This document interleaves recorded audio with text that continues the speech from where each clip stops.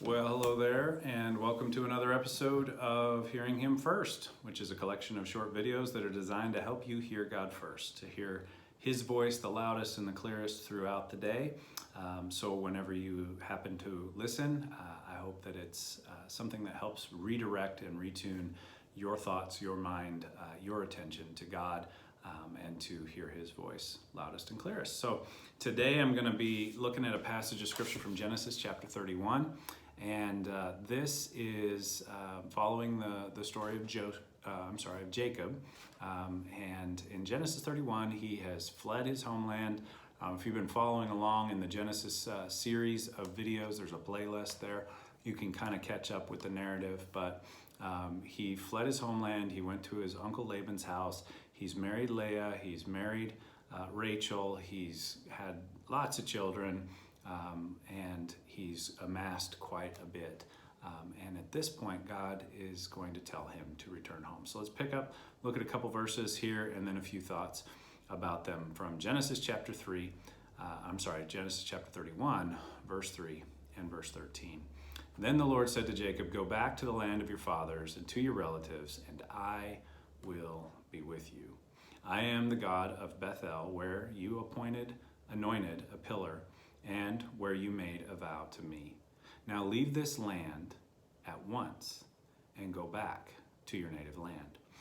And what was significant to me about this passage was, it seems like up until now, God has been calling people away from their homeland, away from what is comfortable and what is familiar, and away from home and family, and sending them to a far off place, a place they don't know. But in this case, he's actually sending Jacob back to his home, back to his homeland. And Jacob fled his homeland. So this is significant. He fled in fear of Esau. And I wonder if he would have returned much sooner. Or maybe he would have driven a harder bargain with Laban if he hadn't had the fear of Esau to keep him away.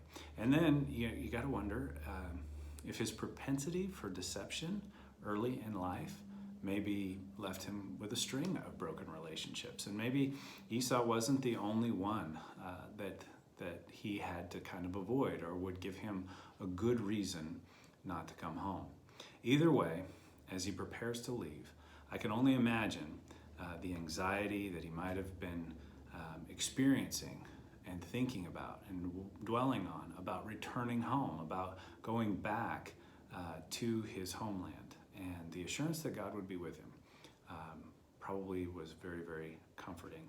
Also, it's interesting and significant to me that he says that God says, "I am the God of Bethel." Bethel was the place where Jacob laid his head on a rock, had the dream, the vision of the angels ascending and descending from heaven, and he made a vow to him, and he anointed a pillar and offered a sacrifice. God's saying, "I'm that same God. I'm a mobile God. I'm not stuck there. I've been with you.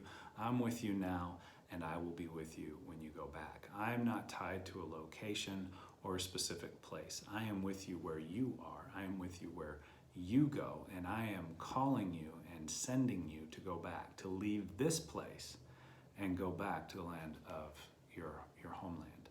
And I will be with you there, just as I have been with you here, just as I was with you at Bethel. And I will keep my promises to you.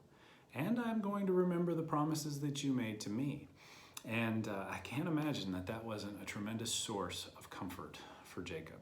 And in the chapters ahead, if you read ahead a little bit, you'll see that he has quite an encounter with God as he makes this transition back into his homeland, an encounter he wouldn't have had if he had stayed in Padan Aram in his uncle's household. And so as we kind of wrap this up, there's just a little prayer that I wanted to pray for you that we would keep in mind. And that's this, that God, we thank you that you're always with us and that you keep your promises.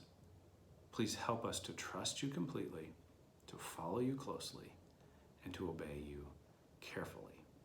And that's my prayer for you today. That's my prayer for each and every one of us, that we would remember that God is always with you, and that he keeps his promises. And our part is to trust him completely, to follow him closely, and to obey him carefully. So I hope that encourages you. I hope that helps you to hear him first today and throughout the day, whenever it is that you happen to watch this. And if you want to share it, there's a couple ways you can do that. You can just hit share on social media if you're watching us on Facebook. If you're watching on YouTube, there's a share button there. You can text it to someone, you can email it to somebody. If you're on Facebook, you can just tag somebody in the comments and they'll see it. And however you choose to enjoy this and to share this, I just hope that you have a fantastic day and that you hear God first. God bless you.